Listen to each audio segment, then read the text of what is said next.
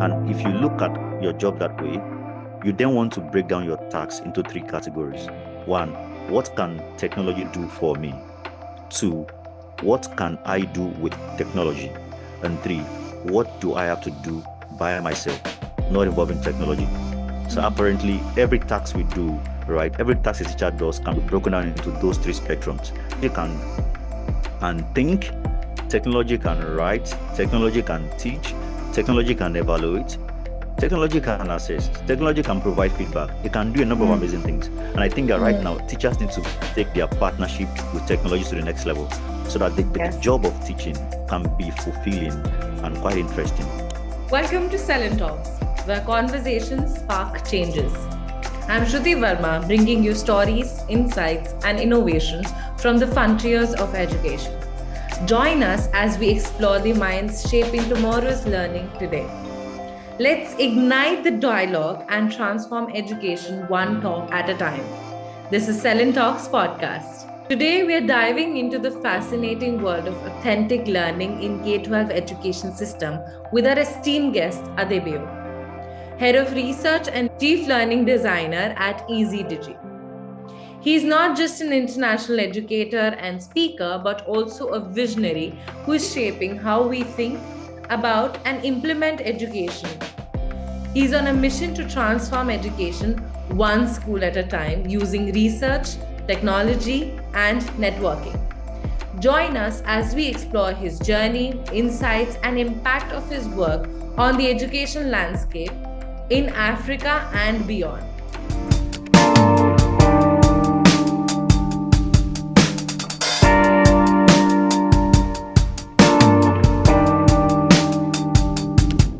First of all, thank you so much for being here as part of today's episode of Silent Talks podcast. How are you? I'm doing very well. Thank you. Awesome. So before we begin into the deeper questions of today's episode, I would like you to share your journey as to how did you start your journey to transform education with innovation, of course. Yeah. So there was a time where I was a classroom teacher here in Lagos in Nigeria. And so I worked with a number of schools, but over and over time, I just discovered that I wanted a different kind of space. I just discovered that I was kind of limited in a number of ways and I just wasn't fulfilled. And so I started doing some research here and there, and I started doing some studies. And then in the course of, I've always been that kind of person that loved research a lot. And so in the course of my findings, I discovered that there was a new narrative. There was a number of things that were changing globally. Remote working Yeah. was growing, that was expanding. The digital economy was becoming more and more broad, even in Africa, and also globally. And then I was seeing a lot of opportunities. So I was seeing an avenue for me to have the freedom I want and be able to do the kind of things I would want to do. So by and large, that kind of gave me the space, right? Because I really had time for myself. I had time for myself. I had time to further discover my potentials very well, deeply, my passion and the things I really wanted to do as regards education. And so what happened was that when I delved into that world, I remember then I was working with a school in Georgia, the United States. It's a fully online school. Yeah, and Okay. yeah, so I was with them. So that that experience gave me an insight into a new world of learning. Right. So again, that just showed that okay, so learning can be disrupted to this level. Like it's they're not just doing online tutoring. They do that by the side, but then they are a fully blown online school.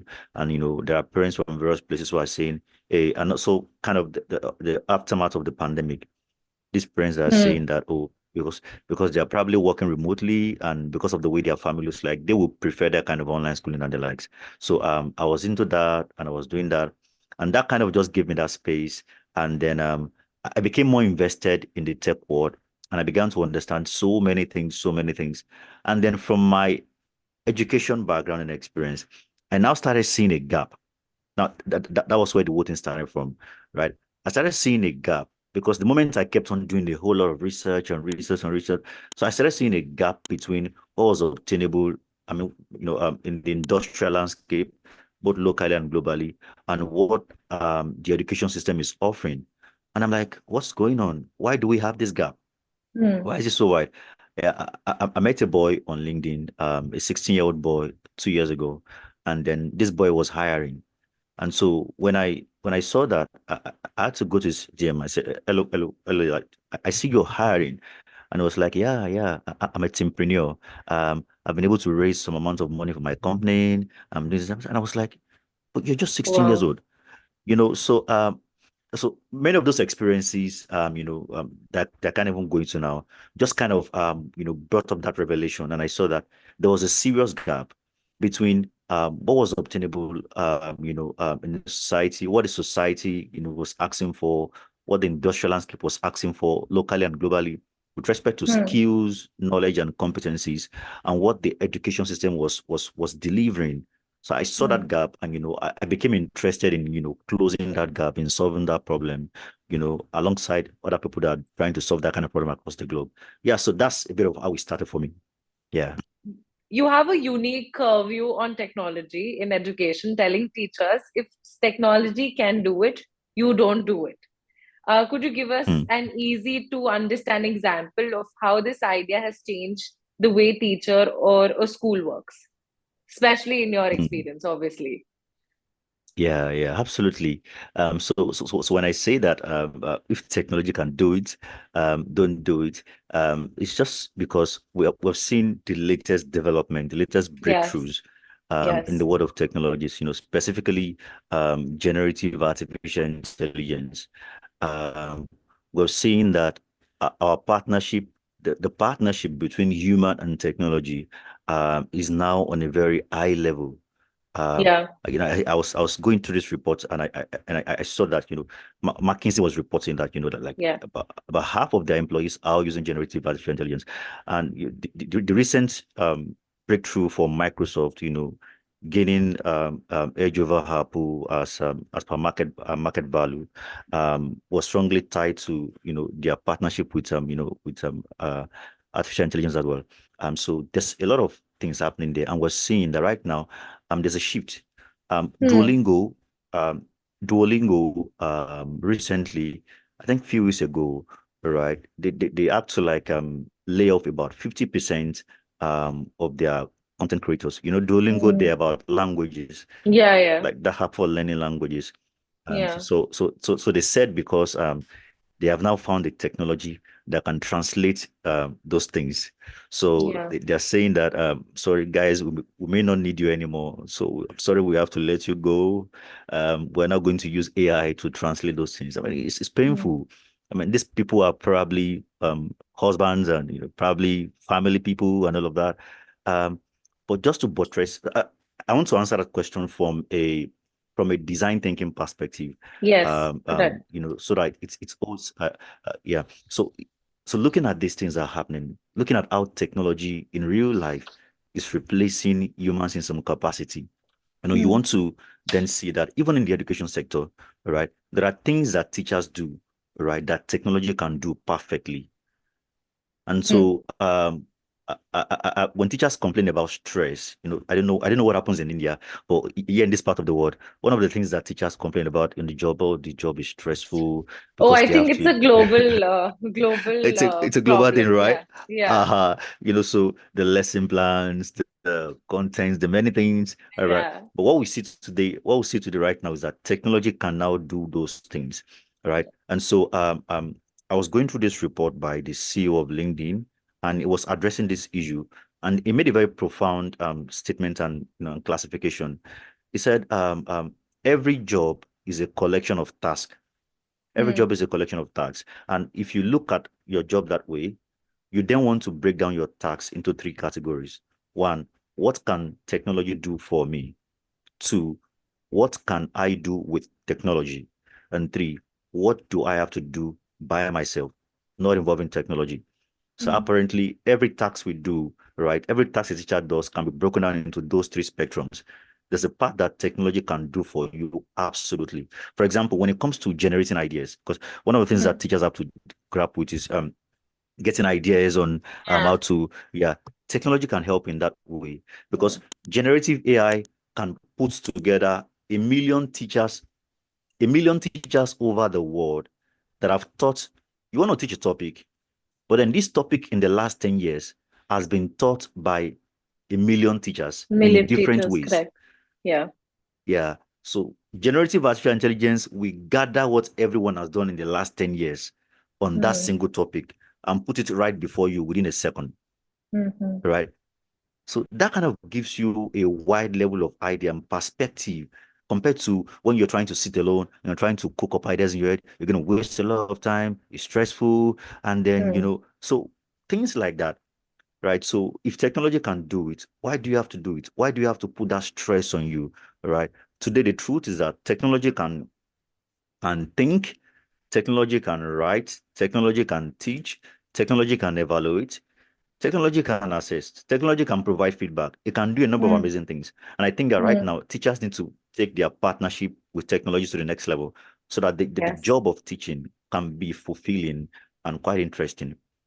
So I'm saying, do you think that there is something really to be worried about when it comes to technology Hmm. taking over people's job? I mean, obviously there has been setbacks with the corporate world, but technology can be helpful. What is this scenario there in Africa? Are they scared or are they adapting well?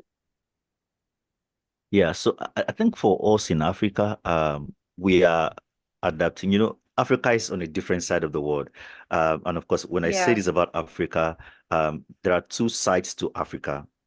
There is let me use the word, the physical Africa for for the sake of explanation, and there is the digital Africa. So the digital Africa is competing with the other sides of the world, right? Because Hmm. we have a lot of breakthroughs coming in from Africa. We have a lot of the recent tech developments coming from Africa. We have a Yeah. lot of African guys who have created a lot of great things. But other sectors, right?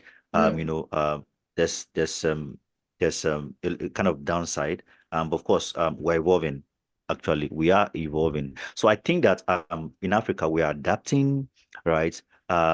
We have seen technology, changing the landscape to in Africa, but right now it's at a kind of very low level, right? Hmm. And that's why we are having this conversation right now, right? Of course, speed is a strategy. The global north, they're always fast about these things. They're always quick. They've launched, and so we Hmm. can learn from their experiences, right? To Hmm. know what we need to do and what we do not need to do, because the jump on AI and and all of that, from the global north, and the stories that have emanated from that experiences, Hmm. is already, it shows a lot of wisdom, on how we can approach it differently, because there's been quite a lot of issues with this AI too Yeah. as well, technology as well. So we are learning how to do it in a better way, in a greater way. We're adapting in Africa, and we're also moving. It might be slow, but we are moving too as well. That's what I think. I think in this point, slow and steady actually wins the race because it's important to understand the integrities of it. Yeah, yeah. Yeah. Okay. So with your finger on the pulse of global industrial landscape, how do you integrate these insights, all of the experiences that you've had, and that you're also building Eazy-Digi as a leader, these insights into K-12 learning strategies to ensure the students are not just equipped for the current demands, but also are future ready? Yeah, yeah. Thank you. Thank you for that question. I'm very passionate about that. So I started by talking about, the gap between Right. what the Correct. society is asking for, what the industrial landscape is asking for, local and globally. So there's a lack of information, there's a lack of awareness, right? So the first thing, from a design thinking perspective, we're very big on design thinking. Design thinking is really very powerful, and I believe it's fundamentally what is going to close that gap. because the first thing in that principle is empathizing, like getting close to really even understand what's going on. And so school has been very busy with so many things, right? And so one Correct. of the things we try to do, right, is to disrupt the system by distracting it. We try to distract the system and say, hey, we know you guys are busy with so many things. Can you just Mm. look aside and see what's happening here? Mm. Can you just see what's happening in the society? Can you just see what's happening in the industrial landscape? All right. So when we meet, schools, so that's where the conversation starts from. All right. So we're showing them these things and these reports, and we're letting them see that this is what the world looks like. This is where the world is moving into. I like to always give this Dubai's example. Dubai launched a project in the year 2017, right? So Yeah. Project Mars 2117, okay, about it. Yeah. Yeah. So they want to go live in Mars, and and then after doing their study in Mars, they came back to the Earth, and they built a colony, and then they're saying that if they can live in that thing and survive for 100 years, then that means that they are now ready to to go Mm. live in Mars, right? And the lesson from that whole story is the fact that we need the atmosphere of a reality to prepare for that reality. So what Dubai Okay. has done, what they have done is to create an atmosphere of that future in the present, right? And so they are now preparing for that future, right? So we're trying to let schools understand how the world is evolving, because the world is evolving in a clear pattern to an extent. We may not be able to say everything about the future. I'm an education futurist. And in the world of futurist, we're picking data and signals from the present, with Mm. backcasting added together, and we're giving predictions, right? That it may not be 100%, but you'll find out that 60 to 80% of these things, they come to pass. When the World Economic Forum is saying that, oh, these are the skills of the 2030 workforce, when all those, the World Bank, the IMF, when they're giving those predictions, right, they're giving those predictions based on data. And it's real, it's Right. powerful, right? So and from that understanding, right, and from that insight into data, we're helping schools to understand the fact that this is how the world is evolving. This is how things are changing. This is the demand. This is the need, Correct. right?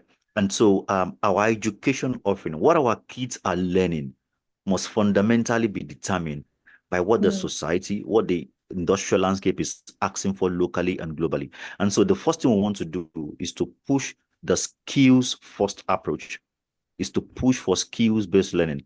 And so what happens is that every school that we work with, they create a skill set, right? A Mm. skill set that guides everything called learning in that environment. So everything called learning in that school environment is all about fulfilling and passing across those skill sets. So the standard, the measure for effectiveness in learning, right, is how much of those skills are present in the life of the learners, right? So that skills first approach, right, changes the whole narrative, right? Because the teachers too are not just thinking about subject, they are thinking about skills. Correct. Yeah. They are not thinking about, they're not just thinking about the scheme of work, they are thinking about skills for work, right? They're not Mm. just thinking about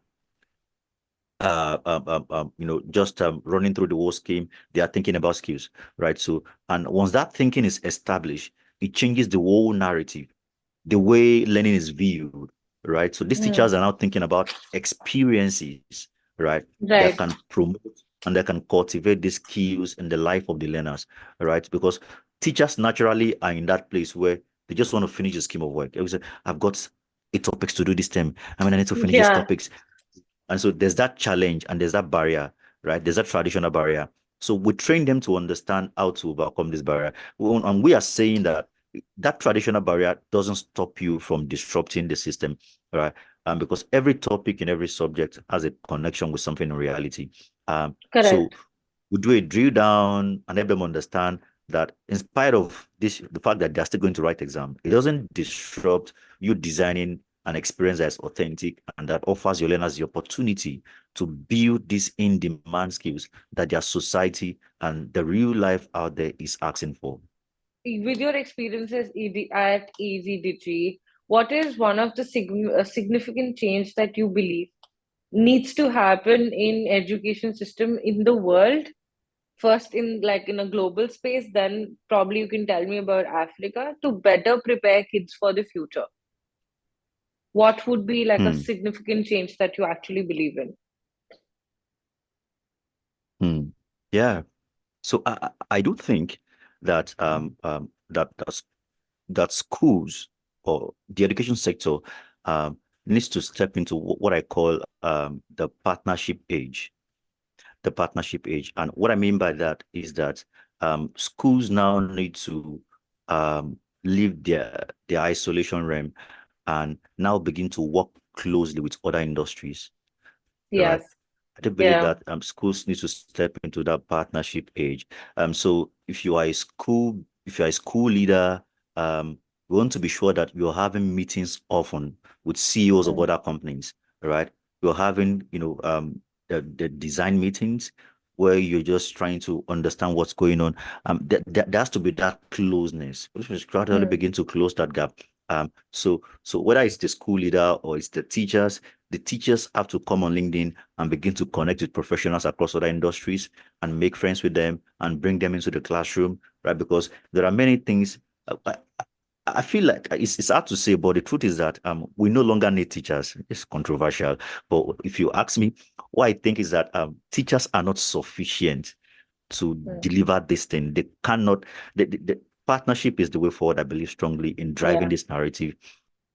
Yeah, I very much believe that partnerships and actually joining hands with other industries, as well as even networking between schools, school leaders from one region to another region or one country for Yeah, another country, will bringing yeah, in a lot of innovations, and yeah. that is what we do, why we do it in Silent Club. But yeah, you truly said that it is actually the need of the hour. Otherwise, it's very rigid and it is going to stay in the particular phase, not grow more than it was required. I also wanted to mention that just like you said, um, we networking and evidence. There are places around the world where some Yeah, great things are happening right now in the education yes, sector. We have quite a number of evidences, and networking can help us to help this evidence spread. But I believe strongly that networking is one of the ways to strongly it close the is. gap. And that's why I was very excited about Selling Club and about what you're doing. I'm glad. I love to hear that. Okay, what drives passionate educators and education leaders? What's your favorite hobby or pastime that energizes you outside of your work? I'm sure you're very passionate about work. All of us are, but there has to be something Yeah. that energizes you apart from work. Yeah, true. And that's music. That's Oh, that's wow. that's a part of my world that many people don't get to see. That's music. I mean, like I was in the studio yesterday, and working and doing some like so. I write songs. I'm a songwriter, and then I'm working on a musical project, and that's something I love to do as well. That's aside from the normal That's work amazing. That's amazing. thing. That's amazing. Yeah, We actually share that. I am also a lot into yeah. music. So that's amazing. Okay, so we are at a Wow. segment, at the end of the segment, where I would request you to tell, like, to give a message to the educators who are going to be watching this. That is one. And one Mm. advice to the podcast guest that we are going to have next. I won't tell you the name, you just have to give us the advice to kind of convey it to them. And you have to give a message to all the people who are going to be watching this episode. Yeah. Thank you so much for this opportunity. Thank you, Selling Club. Thank you, Shruti. So I think one big advice I'm going to give to every educator listening to this is that speed is a strategy. I I heard this statement when I attended a McKinsey webinar, and they were talking about AI and how it's moving, and how that the people that move so fast, what they Hmm. do is that they create a vacuum, right? Because they've Yeah, gone so fast, they create a vacuum, and then you just see them at the top right there, and then and because you didn't move so fast, you are on the yeah, lower side of the spectrum, and you're on the so I think that speed is indeed a serious strategy. wherever you are in whatever part of the world, you want to be that kind of person that is quick to jump on things. All right. So Mm. when you hear that there's a trend, or you hear that things are moving in a particular direction, right? You are interested in knowing what's happening there. Oh, you need to Mm. take a course, you need to take, I mean, Google released a number of free Yeah. courses, Microsoft released a number of free courses, so you just want to quickly know what's happening there. And the reason is because as an educator, you need to be able to connect your learners with today's world, right? Yes, If you very true. cannot, if you cannot connect your learners with today's world, Mm. it means you are disconnecting them from today's world.